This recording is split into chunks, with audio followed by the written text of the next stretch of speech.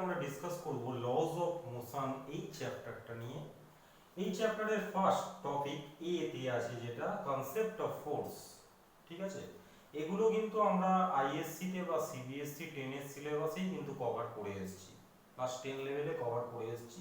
এটা জাস্ট একটা রিপিটেশন বলা যেতে পারে। আচ্ছা, কনসেপ্ট অফ ফোর্স মানে তোরা ফোর্সের ডেফিনেশন আগেই জেনে এসেছিস। The force is an external effort. ঠিক আছে, কোনো একটা বডিকে মনে কর কোনো একটা বডি এখানে রেস্টে আছে, বডিটা রেস্টে আছে, একে কিছু একটা অ্যাপ্লাই করলে তবেও মোশনে আসছে।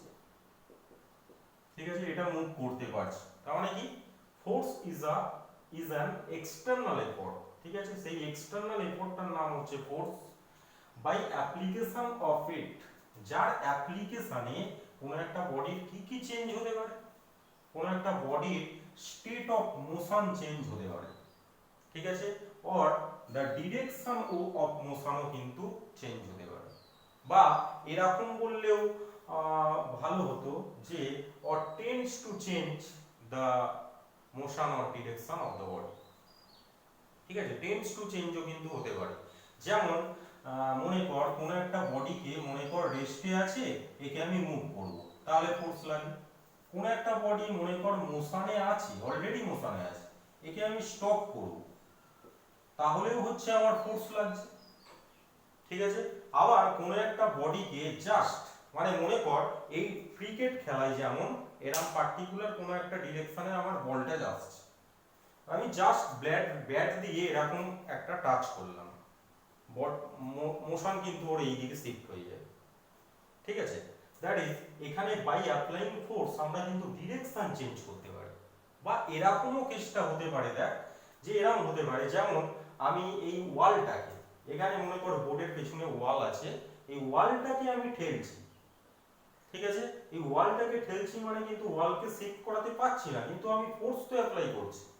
তাহলে ব্যাপারটা হচ্ছে আমি ওয়ালটা যে রেস্টে আছে তাকে মুভ করাবার চেষ্টা করছি, কিন্তু সেটা হচ্ছে না, টেন্ডস টু চেঞ্জ, এই টার্মটাও অ্যাকচুয়ালি এখানে দেয়া যেতে পারে। ঠিক আছে, তাহলে ফোর্সের জেনারেল ডেফিনেশন হলো সোজা কথা এইটা, যেটা কি করছে স্টেট অফ মোশনকে চেঞ্জ করে দিচ্ছে। স্টেট অফ মোশনকে চেঞ্জ করছে মানে কি রেস্টকে মোশনে আনছে, অথবা মুভিং বডিকে রেস্টে আনছে, অথবা ডিরেকশন অফ মোশনকে চেঞ্জ করছে, or tends to change the state of motion or direction of motion. ঠিক আছে, এই তাহলে ডেফিনেশনটা হচ্ছে আমার ফোর্সের জন্য অ্যাপ্লিকেবল। আচ্ছা, ফোর্সের এবার টাইপ, এটাও তোরা কিন্তু ক্লাস 10 লেভেলে পড়েছিস, কন্ট্যাক্ট ফোর্স, নন কন্ট্যাক্ট ফোর্স। কন্ট্যাক্ট ফোর্স মানে কি, মনে কর কোনো একটা বডিকে আমি এখান দিয়ে মুভ করাচ্ছি, তাহলে মুভ করাতে গেলে ফ্রিকশনাল ফোর্স কিন্তু অপোজিটে অ্যাক্ট করে, এক্সটার্নাল ফোর্স আমাকে এখানে দিতে হচ্ছে, ফ্রিকশনাল ফোর্স এদিকে অ্যাক্ট করে। দেখ বডির সঙ্গে যদি এই সারফেসের কন্ট্যাক্ট না থাকতো তাহলে কিন্তু এই ফোর্সটা অ্যারাইজ করতো না, দ্যাট ইজ এটা কন্ট্যাক্ট ফোর্স। মনে কর কোনো শপিং মলের ডোর আছে, তাতে দেখবি পুশ অর পুল লেখা থাকে, তাহলে ওই ডোরটাকে আমি টাচ না করিয়ে কিন্তু ওটাকে মুভ করাতে পারবো না, দ্যাট ইজ পুশ পুল, এগুলো হচ্ছে কন্ট্যাক্ট ফোর্সের এক্সাম্পল, ফ্রিকশনাল ফোর্স কন্ট্যাক্ট ফোর্সের এক্সাম্পল। আর নন কন্ট্যাক্ট ফোর্স, যেমন এইটা পেনটা আমার কাছে আছে, এই মার্কারটাকে যদি আমি এটা ফেলে দিই তাহলে ও গ্রাউন্ডের ডিরেকশনে কিন্তু মুভ করবে। ঠিক আছে, গ্রাউন্ডের ডিরেকশনে মুভ করছে, কিন্তু এখানে কি কারণে এটা ঠিক পেনটা পড়ছে, ডিউ টু গ্র্যাভিটি। আচ্ছা, এখানে পেনের সঙ্গে কিন্তু আর্থের কোনো টাচ নেই, ঠিক আছে, কোনো টাচ নেই, অথচ কিন্তু এটা পড়ছে, দ্যাট ইজ এটা নন কন্ট্যাক্ট ফোর্সের এক্সাম্পল। ঠিক আছে, মনে কর in case of a magnet, ঠিক আছে, এখানে ম্যাগনেটটা আছে, এখানে একটা নেল আছে, তাহলে এখানে ম্যাগনেট আছে, এখানে নেল আছে, এটা ডিসটেন্সে রাখলেই কিন্তু একে অ্যাট্রাক্ট করতে পারে, তাহলে এগুলো হচ্ছে নন কন্ট্যাক্ট ফোর্সের এক্সাম্পল। ঠিক আছে, নন কন্ট্যাক্ট ফোর্স আর এগুলো হচ্ছে নন কন্ট্যাক্ট ফোর্সের example, that is gravitational force, electrical force, magnetic force, এই। আচ্ছা, নেক্সট আমরা এবার মেন সিলেবাসে আস্তে আস্তে ঢুকবো, সেটা হচ্ছে টপিক বি তে যেটা আছে অ্যারিস্টটল ফ্যালাসি এন্ড গ্যালিলিওস প্রপোজাল। ঠিক আছে, আমরা কমনলি আমরা কি এরকম জিনিসটা দেখি না, মনে কর এখানে একটা বডি আছে, একটা ব্লক আছে, ঠিক আছে, এই ব্লকটাকে আমি যদি কোনো এক্সটার্নাল ফোর্স অ্যাপ্লাই করি তবেও মুভ করবে। আচ্ছা, কিছুক্ষণ পরে আবার কি হয়ে যাবে, এইখানটায় গিয়ে ব্লকটা কিন্তু রেস্টে চলে আসবে। আবার যদি আমি ফোর্স দিই আবার ও কিছুক্ষণ মুভ করবে, আবার কিন্তু কিছুক্ষণ পরে গিয়ে আবার ও এখানে রেস্টে চলে আসবে, তাই তো? এটাই তো আমাদের কমন এক্সপিরিয়েন্স। এই কমন এক্সপিরিয়েন্সের বেসিসে অ্যারিস্টোটল এই কমন এক্সপিরিয়েন্সের বেসিসে একটা ল দিচ্ছেন, অ্যান এক্সটার্নাল ফোর্স, ঠিক আছে, এই যে external force is required to keep A body in continuous motion. তাহলে এর বডিটা আমি একবার ঠেলে দিলে কিন্তু কিছুক্ষণ পরে রেস্টে চলে আসবে, আবার কিছুক্ষণ ফোর্স একটা দিলে কিন্তু কিছুক্ষণ পরে রেস্টে চলে আসবে। তাহলে এই বডিটাকে কন্টিনিউয়াস মুভ করার ওয়ে কি? এই বডিটাকে কন্টিনিউয়াস ফোর্স অ্যাপ্লাই করা, ঠিক আছে? তাহলে কোনো একটা বডিকে বলছে কন্টিনিউয়াস মোশনে রাখতে গেলে ওকে কিন্তু এক্সটার্নাল ফোর্স কন্টিনিউয়াস দিতে হবে, নাহলে কিন্তু ও অ্যাকচুয়ালি মুভ করবে না। দ্যাট ইজ অ্যারিস্টটল ফ্যালাসি, ঠিক আছে? মানে এই অ্যারিস্টটলের ফ্যালাসি, এই ফ্যালাসি টার্মটার মানে হচ্ছে এটা অ্যাকচুয়ালি ভুল একটা প্রপোজাল, ঠিক আছে? এর কিছুক্ষণ পরে আমরা দেখে নেব যে এই ব্যাপারটা কেন বল। আচ্ছা, এবার বল তোরা নিজেরাই বল যে মনে কর কোনো একটা ব্লক এখানে আছে, এই ব্লকটাকে আমি একটা ফোর্স দিলাম, ঠিক আছে? এখানে বলছে ফোর্স দিলাম, এখানে একবার ফোর্স দিলে এই যে বডিটা এই পজিশনে গিয়ে আমার রেস্টে চলে আসছে, এর কজ কি বলতো? এর কজ হচ্ছে এই ফ্রিকশনাল ফোর্স, ঠিক আছে? এর কজ হচ্ছে আমার ফ্রিকশনাল ফোর্স। এখানে সারফেসের সঙ্গে বডিটার এই কন্ট্যাক্টের যে ফ্রিকশনাল ফোর্স হচ্ছে অপোজিট টু মোশন অ্যাক্ট করে, তো ফ্রিকশনাল ফোর্সের জন্য এটা হচ্ছে রেস্টে আসছে। তার মানে এখানে অবজারভেশনটা মানে অ্যাকচুয়ালি এনার যে স্টেটমেন্টটা ছিল যে কোনো একটা বডিকে একবার ফোর্স অ্যাপ্লাই করলে এ কিন্তু কন্টিনিউয়াস মুভ করবে না, বারবার কন্টিনিউয়াস ফোর্স অ্যাপ্লাই করতে হবে, সেটা অ্যাকচুয়ালি ভুল।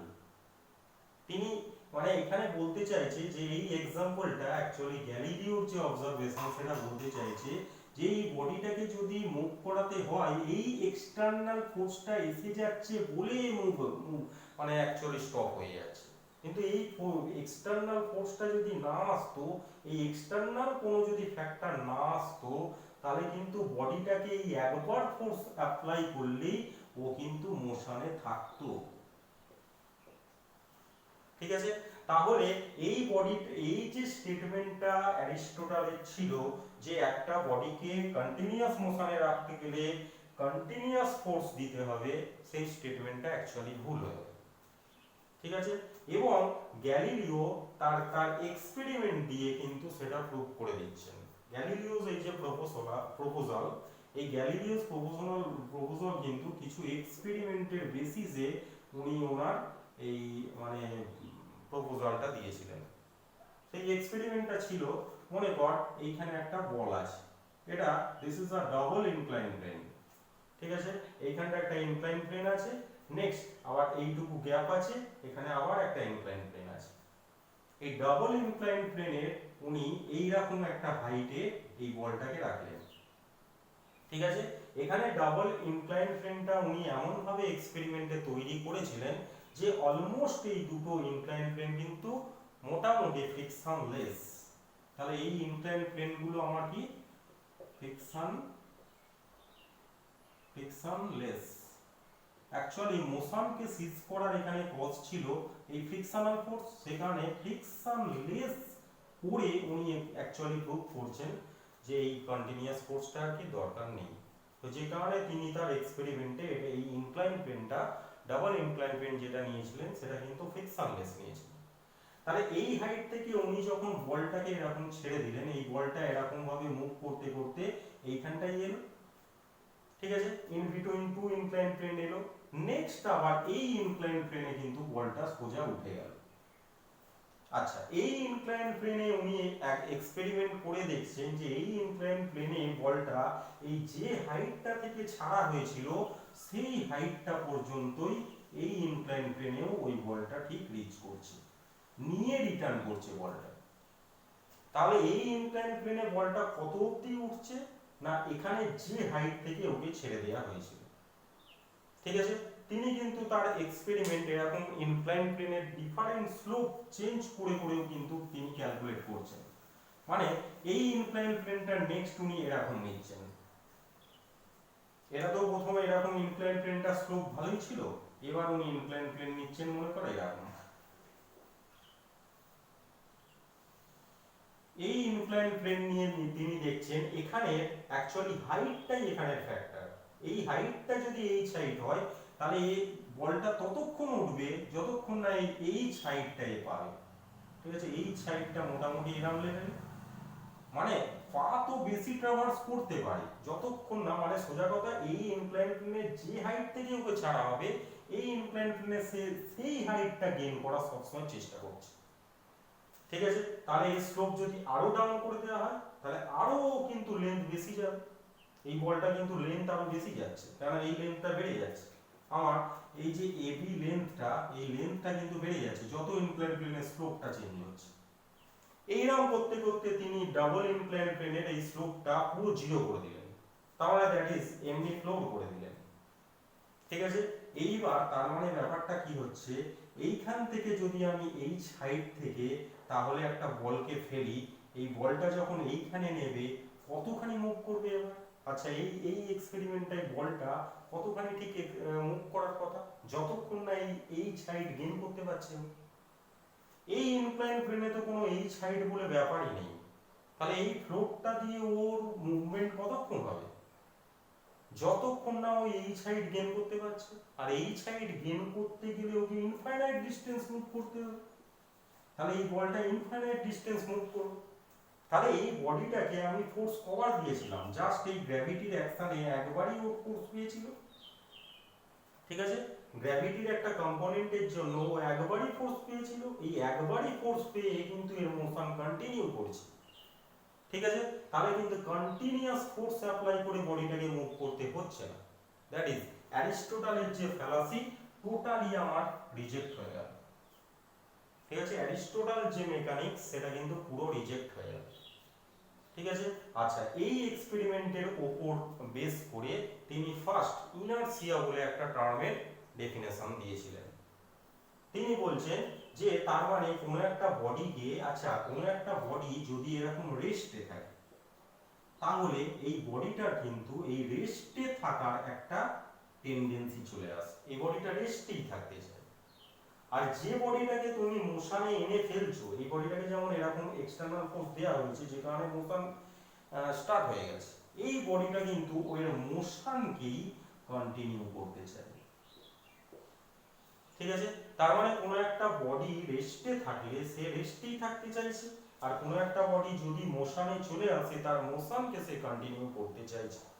ঠিক আছে, কোনো একটা বডির এই যে প্রপার্টিটা, যে প্রপার্টির জন্য ও কি করছে, রেস্টে থাকা একটা বডি অলওয়েজ রেস্টে থাকতে চাইছে, আর মোশনে থাকা একটা বডি অলওয়েজ মোশনে থাকতে চাইছে। এই যে বডিটার প্রপার্টি, এই প্রপার্টিটার উনি নাম দিচ্ছেন ইনারশিয়া। ঠিক আছে, তো ইনারশিয়া ডেফিনেশন কি তাহলে, inertia is a property of a body by virtue of which a body can't change its state of motion or direction। ঠিক আছে, কোন একটা বডি যে প্রপার্টির জন্য তার state of motion, state of motion বলতে আমি কিন্তু রেস্ট প্লাস মোশন দুটোকেই বোঝাচ্ছি। ঠিক আছে, স্টেট অফ মোশনকে চেঞ্জ করতে চাইছে না অথবা ডিরেকশন অফ মোশনকে চেঞ্জ করতে চাইছে না কোন একটা বডি তার যে প্রপার্টির জন্য, সেটা হচ্ছে ইনারশিয়ার অ্যাকচুয়ালি ডেফিনেশন। আচ্ছা, তাহলে এই যে ইনারশিয়া সেটা আমাদের এখন কটা টাইপ হয়ে গেল। এই যে ইনারশিয়া তার মানে আমাদের এখানে ক্লাসিফিকেশন হলো। এই ইনারশিয়া যে টার্মটা, এই যে বডির যে প্রপার্টি আমরা পেলাম, সেই ইনারশিয়ার অ্যাকচুয়ালি তিনটে মানে ক্লাসিফিকেশন চলে এলো। Number 1 inertia of rest, number 2 inertia of motion, number 3 inertia of direction. এর মধ্যে ইনার্সিয়া অফ রেস্ট আর ইনার্সিয়া অফ মোশন আমরা ক্লাস 10 লেভেলে, ঠিক আছে, ক্লাস 10 লেভেলে আমরা কিন্তু ডিসকাস করেছি, অনেক एग्जांपल নিয়ে ডিসকাশন হয়েছে। আমরা 12 এ জাস্ট একটা রিভিশন করে দেব, ঠিক আছে, জাস্ট একটা রিভিশন বই থেকে আমরা করে নেব, ঠিক আছে। আর এইটার কিছু एग्जांपल আমি একটা অন্তত एग्जांपल দিয়ে অন্তত এই ইনার্সিয়া অফ ডিরেকশন টার্মটা যেটা নতুন এলো সেটা বোঝাবার চেষ্টা করছি।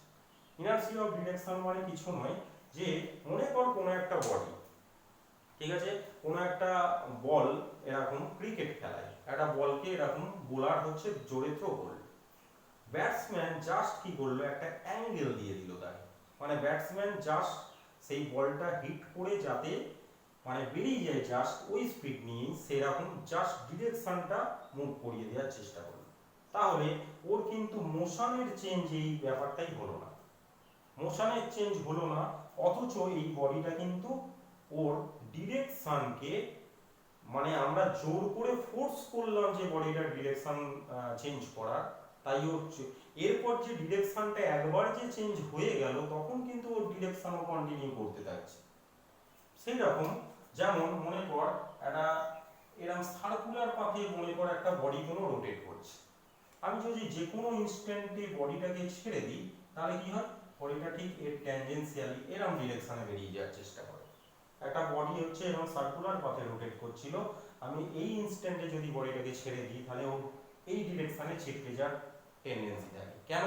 কারণ ওর এই ডিরেকশনে ভেলোসিটির ডিরেকশন ছিল অ্যাকচুয়ালি এটা, তাহলে দেখ ওর ডিরেকশনকে ও কিন্তু কন্টিনিউ করতে চাইছে, ঠিক আছে। এটা হচ্ছে ইনার্সিয়া অফ ডিরেকশনের সেকেন্ড एग्जांपल।